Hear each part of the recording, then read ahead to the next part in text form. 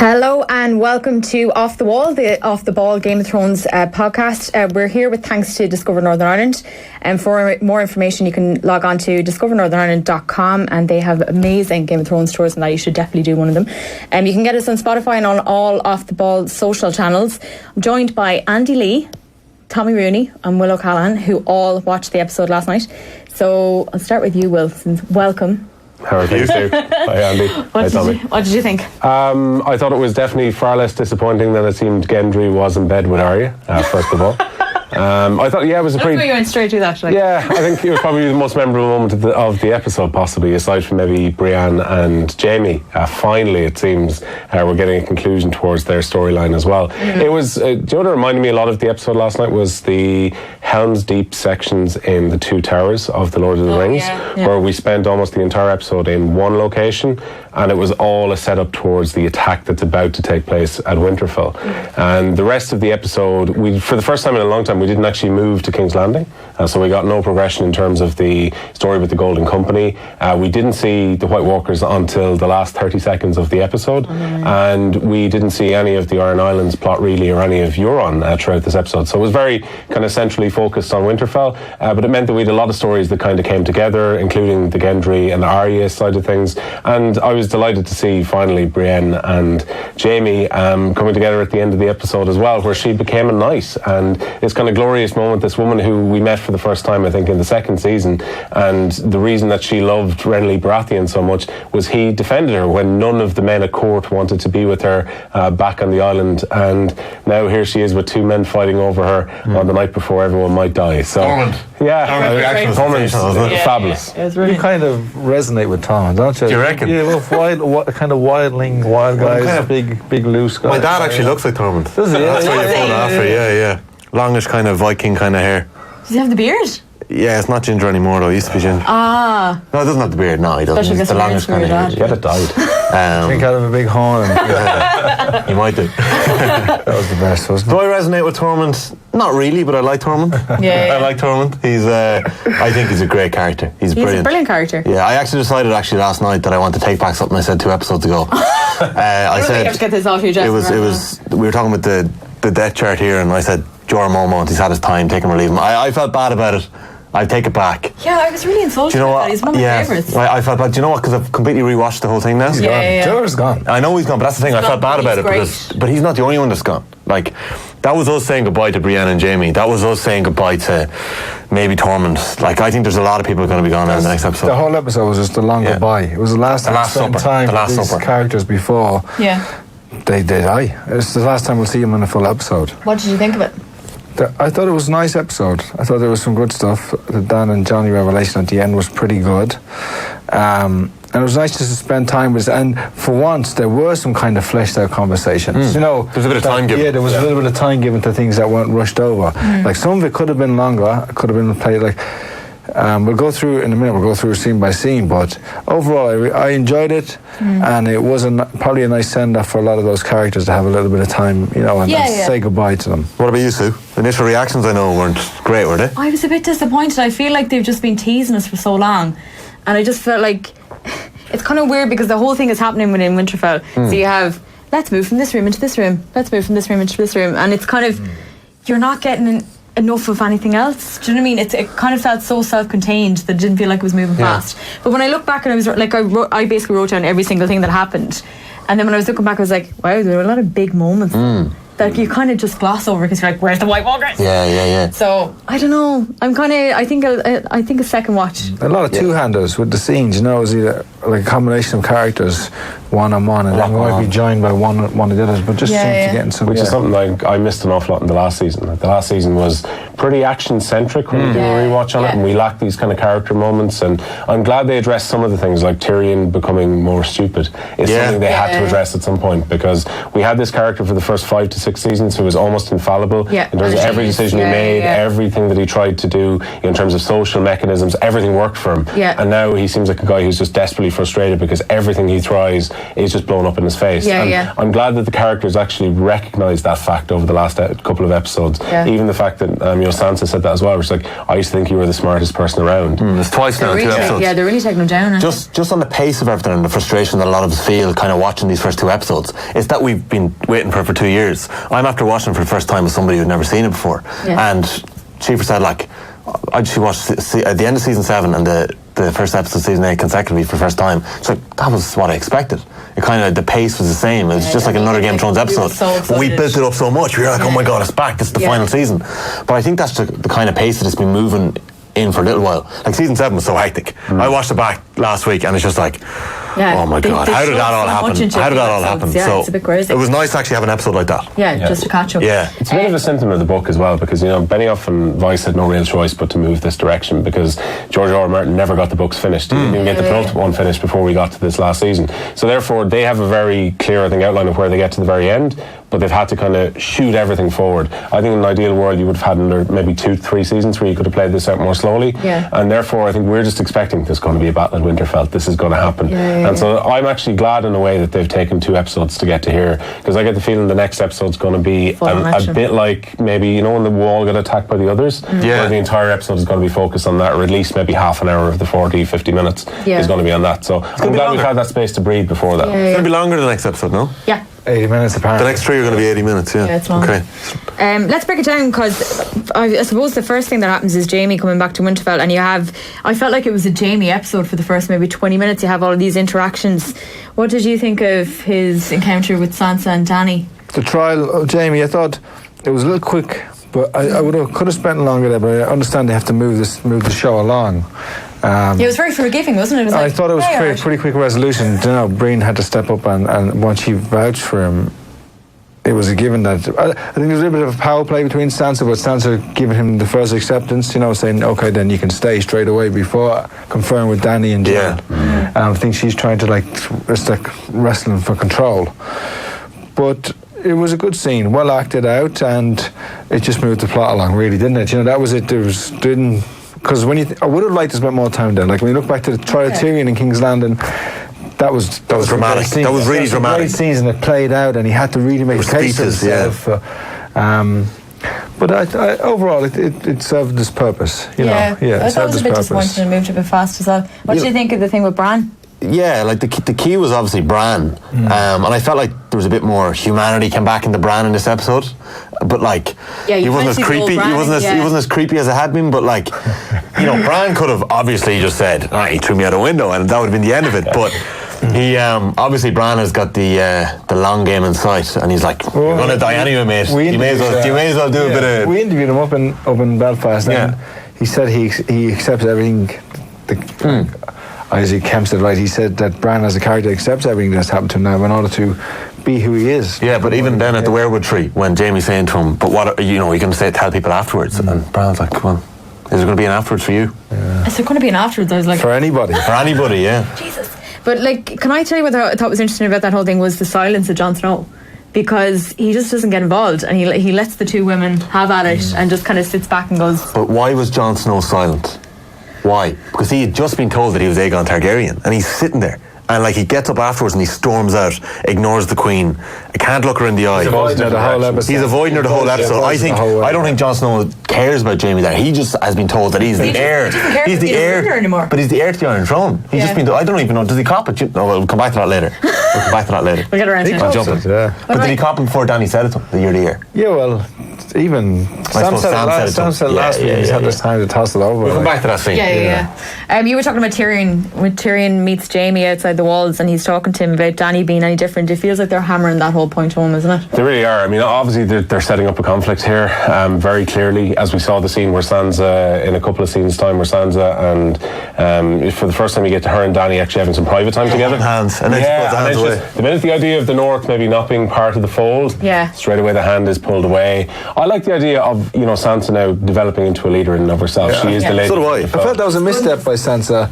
She should have played nice with Daenerys until it was all resolved. And then made in the case for independence. Well, you remember Yara? But you get more bees. Remember when she asked for the Iron Islands and Tyrion was like, "Is this a good idea?" Yeah. But she's not demanding it. She's asking for it. Is what that is. And like be nice with Danny and play the long game. That's, what was a bit of a misstep by going up straight head to head with her. There was a lot of people stepping on Danny's toes in this episode. Yes. Yeah. Last guy expected to come to bat for Tyrion as well was going to be Jorah Mormont, Mr. Sir Friendzone himself, who probably could have put himself back into a better position. Could have been the hand, Tyrion has never been weaker than at this point. He could easily have said, look, this guy's just not performing. Because Danny looks directly at him when she says, I'm going to have to find a new hand. Yeah. I think this thing with Tyrion, though, they're setting him up for a big comeback. There's one or two things. It's either he's intentionally foiling Danny by that he sided with Cersei and he sided himself that I'm going to pretend to be Danny's advisor and advise her badly and help Cersei out because that's my family. He's either doing that secretly, he's doing that and he is clever, then he's letting on to be, or else they're setting him up for a big comeback that he's going to maybe save the day, that the one who's not expected, because they said in this episode, he said, I'll be on the battlements with Davos and I'll give the signal. And Danny says, no, you'll be in the crypt, so we need you after this. So I think he'll come good in the end. He has to. They can't allow him. There's three themes that we've looked at in the last 3 or 4 weeks. It was Sansa's character arc, Jaime's character arc, the kind of retribution, and Tyrion, whether or not he's a traitor. And I think you saw Jaime's now has the chance to kind of end up as the good guy. He's going to die heroically, probably, if he does die. And Sansa now is moving into a position of power. We don't know yet whether Tyrion is a traitor yet. We don't know yet. Because when Jaime comes back at the very start and he says, her army's not coming, as you said, he looks so stupid. Yeah. Is he that stupid? Do you know who else is silent in all this? No. Varys. Why is he even there for? He just stands there and watches. He hasn't done a thing all season. There was one time in the background he's clapping. Do you remember that at one stage? What was that for? It's typical Varys though, isn't it? He's just picking up everything that's going on and he's going to come in with the most intelligent piece of information across the entire series. I kind of expected Varys to be far more in Daenerys' ear than he has been. Ultimately, this is Varys' idea to put her back on the throne. Yeah. Well, that's true. When Sansa talks to Dany and she goes out, I thought it was interesting in the scene with Theon, because Theon goes straight for Sansa. When has this been played? When has the roots of this romance been? Like, they've had an episode together. They escaped Winterfell together. Did you pick up a romance there? Did you? I don't know. Definitely. Even in the montage at the end when Podrick is singing and there's a bit of montage of preparation for the final battle. They're having soup together out in the courtyard, looking longingly at each other. And I think is that not just like a friendship, a brother and sister? They were the same age, growing up. Yeah, he protected her, and that was it. But I thought it was brilliant the way he said, "Sansa, I would like to fight for you," and Daenerys is again. Sideline. So many people stepped on her toes in this episode. Yeah. She is going to explode. She's going to self-combust. You could see how annoyed she was. She was just fuming. By the end of the episode, it's just going to blow over. But I don't know if there's a romance there. I think she probably feels safe with Theon. He saved her, and he's probably not going to harm her in any way. Yeah. He can't. No, he can't. Yeah, it might be a bit too much for having Sansa and Arya in the same episode. All over. When we get into that scene, you can take the lead on that one. We'll get there. Sam and John, that was a great scene. Have you told her? So, I was talking last week to you about this, how I thought he was. No, you were saying that you didn't think he was going to tell her and he was going to just keep it to himself. Yeah. I didn't think he was going to tell her either. He needs her as an ally. He picked a good time to tell her as well, didn't he? Talk about this, traditionally, he is a Stark in some way, because only a Stark would reveal that at the worst possible time. Oh, by the way, I'm usurping you. You know what I mean? Here's the battle for Winterfell. We need your dragons. We need you. We need the help of your armies. But here, once this is over, I'm taking the throne. Kind of reminds me of the moment with Cersei when he refuses to lie to her. Do you remember he could have lied to her and just said, "Oh yeah, after the war I won't declare," and he just said, "I can only honour one queen," and everyone's like, "Why didn't you lie?" Why didn't you lie? Why didn't you keep your mouth shut, John? It's where he's his adopted father's son. He is Ned Stark, and he's just unable to actually do that. It gets into the argument: is it your environment or is it your genetics that shape you? As a person, that makes you who you are. It's a bit of both. It's a bit of both for him, isn't it? What were you going to say? I just wonder as well, if I was Daenerys Targaryen's solicitor on this, I'd probably have a fairly decent shout in Claim's small court in Westeros in terms of who's the actual heir here, because technically, didn't Jon Snow give up all his rights and privileges towards inheriting a title when he joined the Night's Watch? But he died. And he's also died since, so he's no longer Aegon Targaryen in a way. Oh, that's interesting. When has he actually been rebirthed? Remember that scene where he's told to, kill the boy and become the man? Yeah. Given that he was always Aegon Targaryen, has he not died as Aegon Targaryen then? But from a certain perspective. But I don't see him as being the person who he's the prince that is promised. That's not necessarily going to be the person on the Iron Throne. Is what I always assumed it was going to be. Yeah. Did you think that? I'm wondering if Jamie is going to be Azor Ahai now. Really? Yeah. That he will eventually kill the Night King. You think he's the prince that was promised? And if he's the Valonqar as well. If he will that kill would be Cersei with Heartsbane, Oh my god. Lightbringer, Night King next. Oh my god. Yeah. Really? Yeah. How long have you just thought of this right now? Or No, it's been around for a while, but now I'm just thinking how it's playing out, you know? He's the little brother just by a few minutes because he's the second twin that was born. Yeah. So there's always been that possibility. There's also been that kind of theory out there that Jamie's meant to die in the arms of the woman that he loves. Yes. That could now turn out to be Brienne as opposed to being Cersei. What do you think about Jamie saying to Brienne, I'm not the fighter I used to be, but I will gladly fight under you? Surely Jamie he's a great general, like he's a commander. He's a general. Yeah. Like he's obviously stormed the twins. He's had a high garden. He's a strategic planner. You need him on the other flank. He's too valuable to be just taking orders from Brienne. But it's just going to be that. It's just for the dynamic, isn't it? Between them two.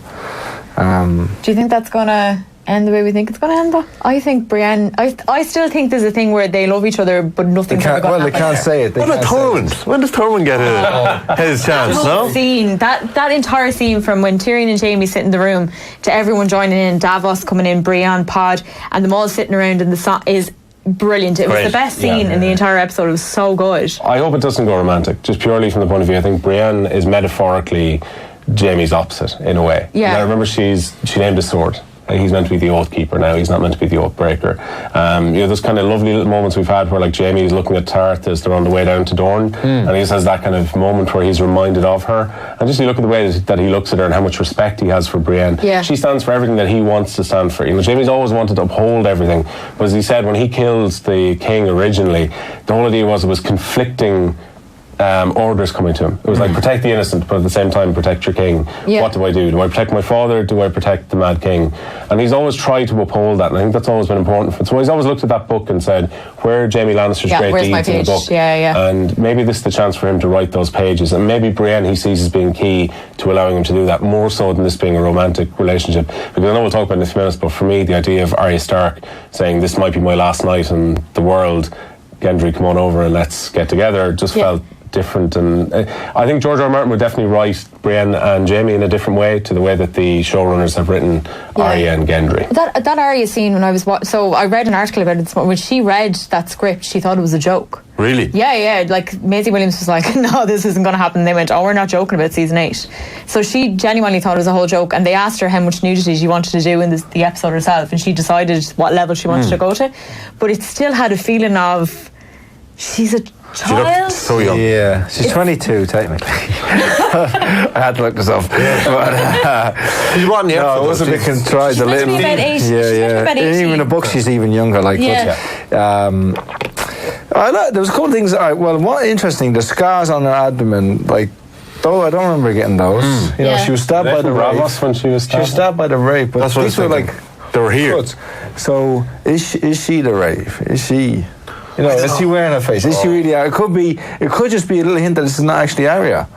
But one thing that made me believe it was Arya, or something that I thought was nice about the whole thing, was that when she did eventually take off this kind of armor, faceless man, ninja warrior suit she's wearing, she had her small clothes or her underclothes. They were similar to what she wore when she was a child, when she was running around King's Landing pretending to be a boy. And it was like she was almost coming back to herself a little bit. Like, There's a bit more humanity I thought that she, I'm hoping that she will rediscover herself again as this season progresses, that she will find herself again. And maybe that was a little part of that. I don't know, I still feel a bit weird about it. Yeah. You still watched it going, what about at the end when there's like, there's montage again when Pod was singing and she's like, they're in the lane. Yeah. She's like, I should have went up to Pod's room. It goes into that scene as well where, is this because you had the thing about Ser Jorah? Because I loved that scene between him and Sam that was fantastic. I mean, I really welled up. I thought it was brilliant, and it was just, it's full circle, isn't it? It really is. Like, I think Sir Jorah is just this great character, and Sam handed that sword to him was just a perfect moment. I underestimated him. I don't think I paid enough. I don't think I paid as much attention the first. You know, when you watch it the first time, you don't really care. And I watched him the second time. I was like, do you know what? I actually like Sir Jorah. I actually like him. A great guy. It's a perfect part for him, isn't it? Yeah, he's so good. Yeah. And that scene with Sam as well. It's just fantastic. Oh, it's just lovely. Yeah. It's the way it's meant to end. Like, but what do you think? Because in the back of my head, I was just thinking, it's the Tarly sword. He's given it to Sir Jorah, but we still have that over and back between Sam and Dany, and I don't think Sam buys into the whole Dany thing. But I know, and I actually think Dany, do you know what Dany said? Who told you? So your best friend. I was thinking that the last time. I was like, did Sam pick the wrong time to tell Jon here? But I suppose he had to tell him then. Yeah. And I think she thinks that, you know, it's so not true. It's your little brother and your best friend telling you this. Yeah. But even the scene, with Sir Jorah and Sam, the Lyanna Mormont Sir Jorah a bit before that was kind of funny too. It was funny. You were waiting for that for so long. I thought they would have built it up. You skipped the Shireen bit as well. That was a really powerful Sir scene. Davos Sir Davos is giving soup. I really like that bit as well. That really subtle moments. That little girl was an amazing actor. Whoever she is, like she was so powerful. You know, it really kind of embodied who Shireen was. And I like that we got to see some of the small folk and how it's impacting them. Like your man getting the soup. I'm not a soldier, sir. It's like, what am I doing here? You know what I mean? Like, I don't know what I'm going to do with a sword. It's like, here, get up there. Yeah. Like, you know what I mean? Get up I fought in the Battle of the Bastards in these grounds, and I'm still here, you know. And seeing some of the kids as well gives the idea that there might be something beyond this battle as well, because we are expecting people to be cut down in their droves. But one thing no one seems to be preparing for is what happens afterwards. Yeah. Some people are thinking about it. Yeah, Varys, that's probably why we're not seeing Varys is standing back.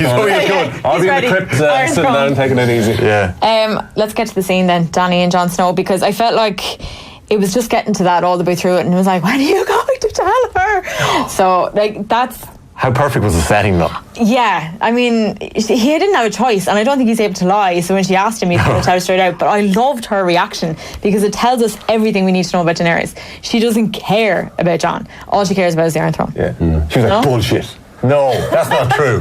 Her face contorted. Yeah. She's going to start combust. So angry. Sometimes her acting, Amelia Clark. I knew you were going to say it. It's a bit too much, isn't it? Yeah. Hammed up a little bit. I don't know. Really? I think you would lose it. Would that not be your genuine reaction? I don't know.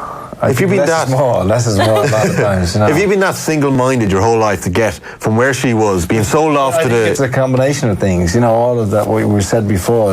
Like everyone's challenging her authority, and she's actually coming here to help these people. Yeah. You know, that is a big thing as well. Yeah. So but it's a great. It was a good revelation. It was a good reveal, wasn't it? I liked it. It was a good reveal. You know, it came straight out, and how we actually explained it. Do you think it was a good reveal? I thought it was a great reveal, but I definitely feel like the way it cut out as well, and you kind of get the impression that the two of them are going to have to get the dragons, that because just when it's coming up to the wall, there's something about to happen. But it made me dislike her more. I'm disliking her more and more every episode, and I used to really root for her because she was the woman who was going to make it to the Iron Throne. I thought she came back a little bit this time in this episode. Did you? Yeah, I think she trying with Sansa. Trying with Sansa. Do you know that was fake? I thought so. Like I was watching, and I literally went, there she is playing her, and then Sansa went, and what about the North? And the hand recoils the second she mentioned the North. Like, she knows what she's doing. No? Did you say you liked Daenerys? Yeah, I do. I mean, I think it's been interesting because obviously for most of us for about 10 years now, we've always speculated what was going to happen when R+L=J is eventually addressed in the show. And now we've had it from probably 3 or 4 different perspectives. Like, obviously, I was glad that they revealed it through the flashback, so it was guaranteed, as opposed to, at least we have more information maybe than any of the others other than Bran Stark about what's actually happened. Because Sam is having to dealing on Bran being the confirmation on what he's read about. Yeah. Obviously, the others are going on second-hand information from, you know, a boy who's essentially a tree, and also Sam, who's his best mate. True. So we're at least aware that R+L=J is correct, first of all. Yeah. And then we've had to deal with different characters having to process this information. And I think they made a good decision by making it, you know, just at a moment where it seemed far from important that he tells Dany at that stage, because they know that the walls are about to get stormed. So there's no time to actually dwell over this, because, as Andy was saying earlier, they avoid each other for the entire episode up until this point. Well, he avoids her. And Jon avoids Dany. Processing the information. Do we see Howland Reed in the show? Confirmation. I think we probably should. Probably the only man. I've a feeling we're not going to since Mira Reed left. I kind of always assumed we were going to meet Howland Reed in adult form up until the point that Bran just let her walk away. Maybe. Yeah. I think we do probably need to give him confirmation. It's the only guy who can testify to the fact that it's the truth. There's not a lot to go on, is there? When you think about when she said it, I was like, oh, it is just Bran's vision. Well, Remember Gilly reads it in the book in the Citadel. It's one person's point of view. Yeah. I don't know. What do you think about, the plan for the Battle of Winterfell, when they were in the kind of strategy room, that they would draw the Night King to Bran? I think finally, we found out what they want. Samwell. That's right, an endless night. The question we want to know, what do the White Walkers want? Yeah. And they want Bran. They want an endless night. Wipe out humanity. Yeah, wipe out. Yeah. And they want to do That's that. Wipe out his memories. That's what they were meant to do by the children of the forest. They were actually bred to kill everyone. So they're just fulfilling what their purpose is. That's what I always thought it was going to be. Purely strategy-wise? What do you do when you get what you want? When you have everything you ever wanted, what do you do? Rule. Well, so who's going to rule? He's going to be sitting there on the Iron Throne, the Night King just... What's he been doing for all this time? Nothing to resurrect. What's he been doing up to now, though? He's just been chilling in the north, hasn't he? Yeah, but he's been doing the same thing. He's been doing the Iron Throne. Do you think they have any culture? He's probably been White Walkers have any culture like that? Like, they obviously... Party. They got clothes, so they got some sort of... They can communicate. On them when they died, though. They can communicute.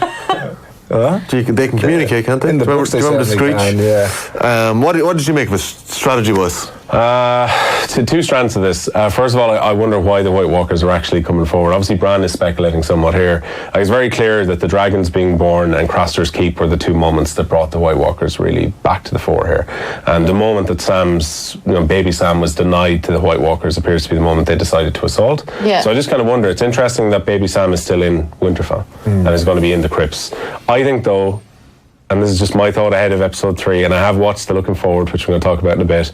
I reckon that the Night King doesn't go to Winterfell. I agree. I reckon he's going elsewhere. I think when we hit that scene, and when the hoof hits the ground, and it goes up, and you're thinking, "Oh, it is the Night King. It's not the Night King," and you're like, "The Night King is not there." Yeah. The biggest thing that I saw that might be true, that there was no snow. There wasn't a cloud of frost. There wasn't any. He brings the winter. He does, yeah. And there was no snow, even in the preview that we'll look at now. So where's he going? King's Landing?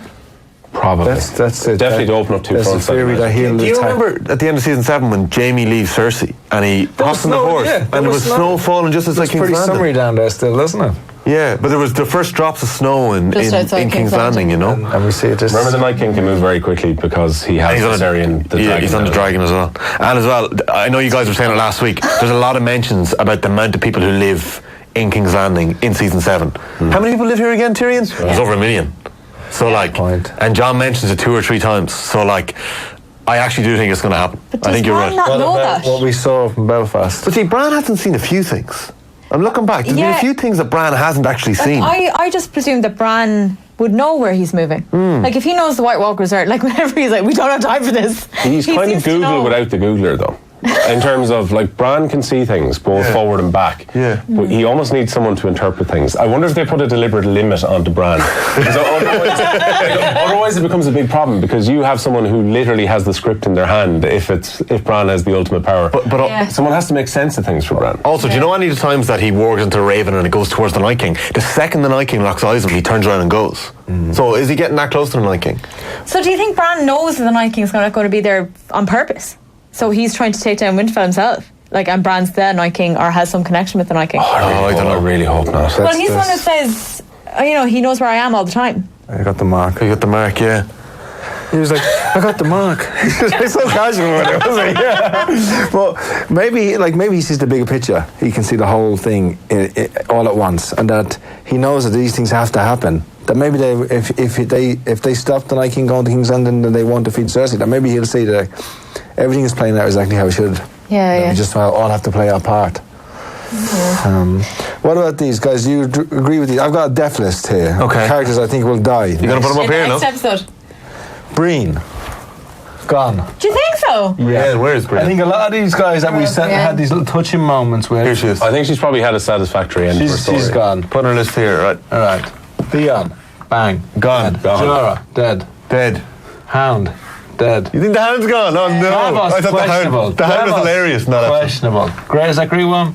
Definitely gone. Oh, he gave us Kiss Missandei. He kissed Missandei. We don't have all of them here, but Davos, possibly. I'm putting him here. Okay. And you reckon everyone else? Podrick's gone. You reckon Pod is gone? Where is Melisandre, by the way? Tolman's gone. Ed's gone. She's What do you think? still in Essos, isn't she? She says she's meant to come back one more time, but... Yeah. Do you think those guys... Well, do you agree with any of Yeah, those? I think most What of the about people Jamie? that were... No, not Jamie. And Jamie has another episode left. Jamie will... You think he's going to watch Brienne dying? I think one of them... I think Brienne might save his life, yeah. Okay. In Seiko or... And who's Theon going to save before he dies? I don't know. See, he's in the preview shooting some arrows, so he's pretty good archer too, so... He's meant to be protecting Bran in the Godswood. Yeah. But I would imagine nearly everyone who was at that fireplace at the end of the... Like, we have this room of the best warriors in the kingdoms. Knights of the Vale, Dothraki, Blood Riders. I'll defend Bran. Like, he's the biggest asset we have, but me and the Ironborn, Yeah. a bunch of Reavers, like a bunch of like We'll hide in the bushes. villagers, and Theon with no hands, like with no fingers. Like, what's... The least trustworthy man probably in the show now. Poor Theon. He'll never get the same character arc as Jamie no matter what he is. No, he's just such a I coward. still don't forgive him for those butchers boys. But he's you know, still a them little coward. boys. That's the problem. One more thing I really liked the Florence Welch inclusion and the end credits and the song that Pod sang over it. I thought was done really well. What did strike me though was it kind of looked like Titanic at one point when they were doing the thing over the beds and stuff. It was kind of like that. Oh, here's all the people that are going to die. But I did think it wrapped it up really nicely actually. It would be very much on the nose if everyone who appears in that montage dies. That's what I was. You know, That's what I was thinking. It was showing us. So that was I don't know. Sam, Gilly, and Sam. Sam Gillian, baby Sam, yeah. Sansa Theon, Yeah. Arya Gendry, Missandei Grey Worm, Jorah. I have a feeling Arya's going to be gone. You know. I think someone bigger than this has to die in the next Yeah, there episode. has to be someone big gone. They're all secondary characters. I think Arya lasts a little while until she gets to use this two-ended staff that she's about to get from Gendry. They can't build that up over 2 episodes that they're We have actually to see how building it it and works. then not use Yeah, it. we have to see how it works. I've seen people make the point that she's not built for the open field fighting. She's a little ninja. She is. She's an assassin. She's not assassin. really You see a her running down the halls in the crypts. fear. I'd But say. is she leading somebody like she led the Wraith in Bravos? You know, she could be leading somebody to a trap, you know. Yeah. Who like, there's so many ideas of who that is chasing and who would actually make her so afraid like that. And obviously the prospect of the dead in the crypts rising again. Yeah. Could be somebody she knows, you know. You'd imagine that for the 3rd episode, we know it's going to be rooted in Winterfell, Yeah, this we'll take a battle in look at that Winterfell. now. Yeah. We know it's going to be rooted there. Are we going to get a glimpse at the very, very end of Cersei, Euron, and the Night King down in King's Landing? Is that what we think is going to happen, or what do we think? That's what I think. If it It was would be just gone. pretty big if there's 2 full episodes without any progression in Yeah. I think, yeah. I think you have to have something next episode. The episode might open with a bit of King's Landing or would end with a bit of King's Landing, but a huge chunk's going to be the battle, isn't it? Yeah. And the Golden Company are the kind of great unknown in all this as well. Yeah. There's always been that suspicion that the Golden Company might turn on Cersei. They might break a contract, and Yep. there's a big thing about them not breaking the contract. But I think they might. There's 2 reasons I think they might break the contract. One, she might run out of money because the Iron Bank aren't particularly interested in being paid back in big installments like they were when effectively all the money was stolen by the Lannisters just to pay it off in one go. They like interest, so they want it over a longer period of time. Yeah. So the Iron Bank could back someone else, which is still a possibility. It's always looming. And the other idea is that the Golden Company might find out that Jon is the rightful king and could just decide to maybe turn on Cersei at that point as well. Oh, I think she's so I think got a bigger- they're a big one. 20,000 troops, which is going to be a lot when you consider how many people are getting mowed down in the next episode. An elephant. Do you think we get a scene like Lord of the Rings when everything is lost and Melisandre turns up with the red hand and saves the day? I think she has an important part to play. She's coming from somewhere, isn't she? Someone has to break a siege. Yeah. Because it's unlikely that Winterfell, like you would imagine with the kind of amount of people that the dead are coming with at the moment, even if the Night King's not among them, you would imagine that a siege will eventually have to be broken by somebody. You don't just hold up It's always easy to defend even a small stronghold than to it, isn't it? It's always easier to defend it. But in that scene in the Battle of the Bastards, when they're all being squashed, and you're like, where is this going to come from? Like, you know when the lads are in up the north and they're beyond the wall that Daenerys is going to arrive with the dragon. Like that's coming. Like, but I didn't see the Knights of the Vale coming. Yeah. I didn't see them come. So who's gonna arrive at the very end of the Golden episode? Company. Do you think they'll send? She might I send don't know. north. I hadn't considered that beforehand. Let's take a quick look at the teaser for episode 3. The most heroic thing we can do now is look the truth in the face.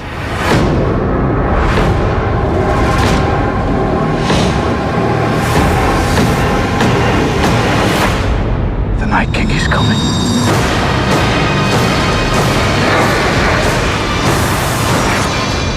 The dead are already here.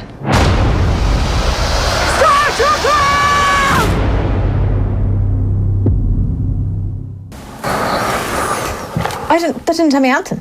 First of all, I couldn't see the screen. Yeah. I was like this. I looked at the screen and then I looked at my phone and I still couldn't make half of it out.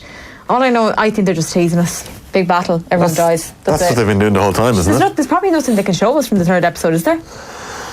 No sign of the Night King. Well, though we did see Dany. It looks like it's Dany on a dragon. It looks like it's Drogon. I love the way when you watch something and Andy watches it and you're like, I didn't see that. Yeah. I don't know. Then you see, Fionn with the arrows, which is interesting because he's possibly protecting Bran. Brienne in attack mode. And it looks like Jon and Daenerys are on the high ground, looking down at Winterfell. So they've obviously maybe detached. Maybe they want to drive them like I don't know. Maybe they're looking, but they're still having a conversation. It seems about the succession and who's the heir to the throne, and then Dany cuts in and says, "The dead are already here." You know, so look, this is it. This is what we've been waiting for here. This is. I still have this overwhelming 8 seasons. There's a big twist coming that we haven't seen. Like we're talking about here, and I really feel like there's something that none of us have noticed. Tommy might have hit it on the head when he said that the Night King won't be there. Yeah. To take King's Landing, and maybe all of us are kind of being blindsided because we're waiting for this episode of Winterfell, the Winterfell battle. The Battle of Winterfell has been teased so much. We're waiting for episode 3 for a long time. Yeah, but what if the Winterfell battle is not really a big battle? What if a lot of characters make it out? What if the battle is really in King's Landing with the million White Walkers? And it's a home run for the Night King. He just walks in, burns them all. Does Cersei escape? Cersei gets some. Does she escape? Frightened down, won't she? Does she become the Night Queen? Does he resurrect her? Jesus, that'd be a twist. This is a whole other. I'm getting chills here listening to Andy talking. So many permutations. I still think there is something like that because if you think about it, it's episode 3. We've still got 3 to go. Some big twist is going to come in this next episode. Still got 3 to go. It's still over 4 hours to go. Yeah. It's not enough time. Not enough time. Do you think there's enough time? Yeah. Oh my God. We need it now. We need to move on with our lives. We do, don't we? I just need to put this to bed. So what are we saying? What's your prediction then for what happens next? Try and talk us through in a minute what you think is going to happen. In episode 3? Yeah, in the next episode, what do you think is going to happen? I think you're right. I think the Night King isn't there. I think he's gone down to King's Landing. I think he's going to take the Iron Throne. But I wondered, we know that Jon goes to King's Landing. We've seen some leaks, possibly, no spoilers. We've seen leaks that he could possibly have gone to King's Landing. Why has he gone to King's Landing? We thought maybe somebody had kidnapped Sansa. Just leaked it. Now you just spoiled it out. No spoilers. But you know the way they take these pictures. And Spoiler alert. They make people think that they're in certain areas and they're not. You might never see Jon in King's Landing. But maybe he is gone down there. Maybe they've taken 2 dragons. What about what we saw, when we were in Belfast? I know. Do we need to... You got very excited. I'm only realising. Someone actually tweeted us about spoiling the show. Yeah. So we're gonna leave that out now. Okay. But they're all we can say that they're just theories. Like we what we saw. But that could just be. They could have left that out to very easily. They could have definitely left that out to send people in the wrong direction. They're going to a real extreme just to throw off a few media people off the scent. Yeah. No, we haven't even let's just because people don't know people don't know what we're referring to here. Let's just leave it for now. Cryptic Andy. Enjoy. What I think might happen is that the battle is going to start, right? And as Jon said, he thinks that if he kills the Night King straight away, they'll all die, and he thinks he'll save her by doing that. Jon will go looking for the Night King, but like he's not here, and they'll cop it, and then Jon will go. Will Jon fly on a dragon to King's Landing? Do you think that'll happen? I don't think they'll chase him. I think they'll have to deal with the dead out of there. Okay. Jon has a habit of running now. Regroup. Jon has a habit of running and heading 500 miles away from where he's supposed to be. He's done it a few times in season 6 and 7. Yeah. I don't know anymore. I honestly don't. I don't. That's the great thing about it. Yeah, that's the great thing about it. And like when people were saying just about spoilers, we genuinely don't. I have no clue. No, we don't know what's going on. I don't anyway. This man might. Yeah. You have a pretty good idea. Yeah, I'd say so.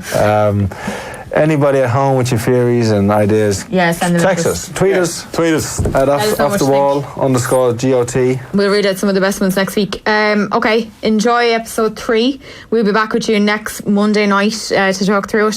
Thanks a million to Discover Northern Ireland. Head to discovernorthernireland.com for more information about their Game of Thrones tours, and you can catch us on Spotify and on all Off the Ball social network channels. So enjoy and see you next week.